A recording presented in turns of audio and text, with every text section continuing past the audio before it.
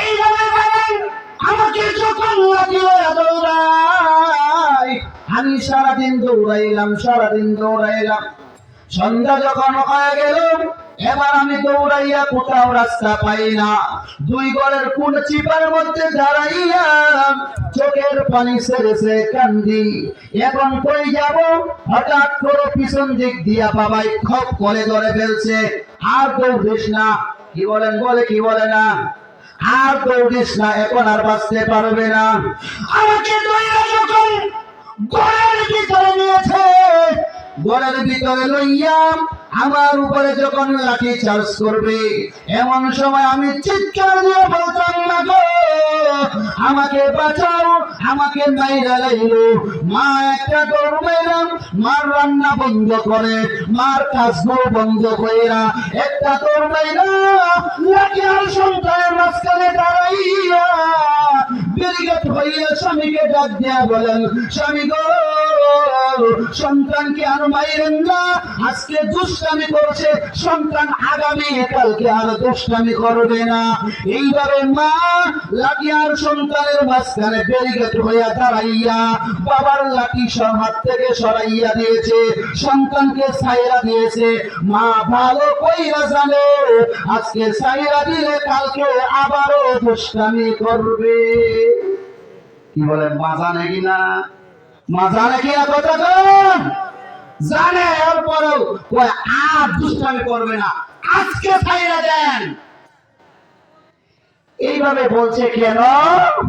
বাবার চাইতে মায়ের দরদ সন্তানের প্রতি বেশি হওয়ার কারণে আল্লাহ বলেন, বান্দা আমি আল্লাহ গজব কেন দেই না দেখছো? আমি আল্লাহর দয়া মায়া তোর প্রতি বেশি হওয়ার কারণে আমি আল্লাহ তোরে গজব দিয়া ধ্বংস করি না। ভাইরা আমার লক্ষ্য করে দেখেন, আমাদের কেউ গজব কেন ধরে না? আল্লাহ রাব্বুল আলামিন বলেন হাদিসে কুদসির ভিতরে, ইন্না রাহমাতি সাবাকাতু গজবি, বান্দারে আমি আল্লাহর গজব তোর কাছে যায়। তুই যখন নামাজ ছাইরা ফজরে ডাক দেই, বান্দা ফজরের নামাজে আয়, তোর সঙ্গে একটু মুলাকাত করে সাক্ষাৎ করে, কিন্তু তোরে পাইলাম না ফজরের নামাজে মসজিদে।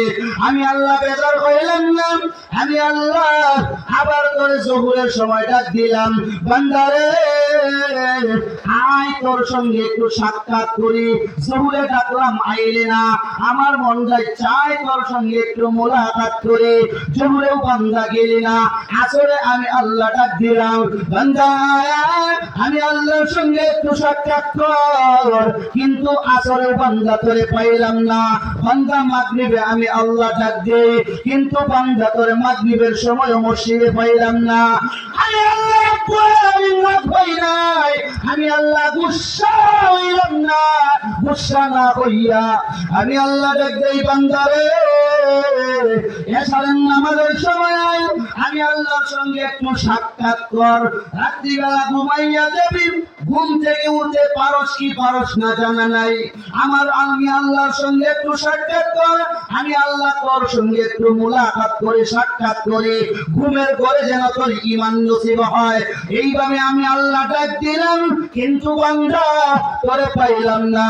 তুই শুনো, সারাদিন নিজের কাজকর্ম করলে, কাজকর্ম কইরা বিকাল বেলায় টিভির সামনে যাইয়া, বিকাল বেলায় গানের আসরে যাইয়া, বিকাল বেলা ক্যারাম বোর্ডের আসরে যাইয়া বান্দা তুই সময় নষ্ট করলে।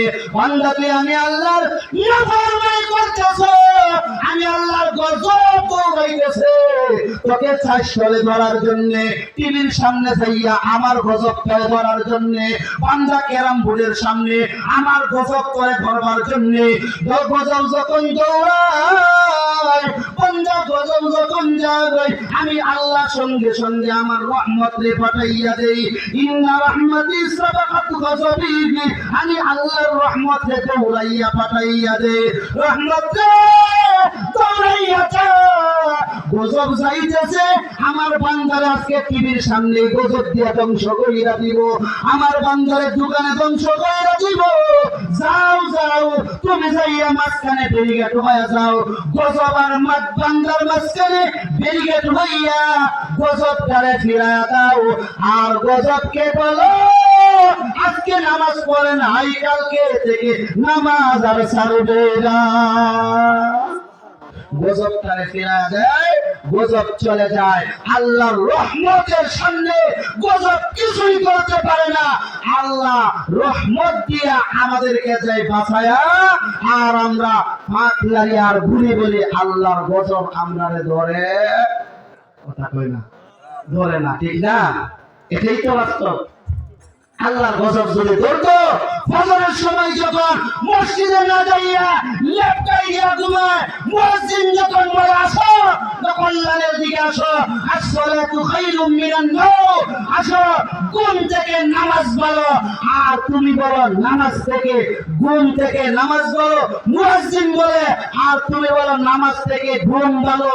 নাকটা ডাক দিয়া লেপটা গাই দিয়া আবার নাক ডাইকা ঘুমাও, এইভাবে ঘুমাও। ফেরেশতা যদি আল্লাহ পাঠায় দিত, যাও যাও, আয়েশা যদি ফেরেশতা এক মাথা থেকে শুরু করতো, ফিরালে শুরু করতো, দেখতো আমার ভাইয়ের ঘরে, দেখা যায় আমার ভাইয়ের ধইরা সামরা সামরা ফিরে লাইতাছে, হাড্ডি উড্ডি ভাঙে লাইতাছে। আপনারা কি করতেন? ওপর ঘরের লোকজন লুঙ্গি পরে দৌড় দিত, ঠিক কি না বলুন?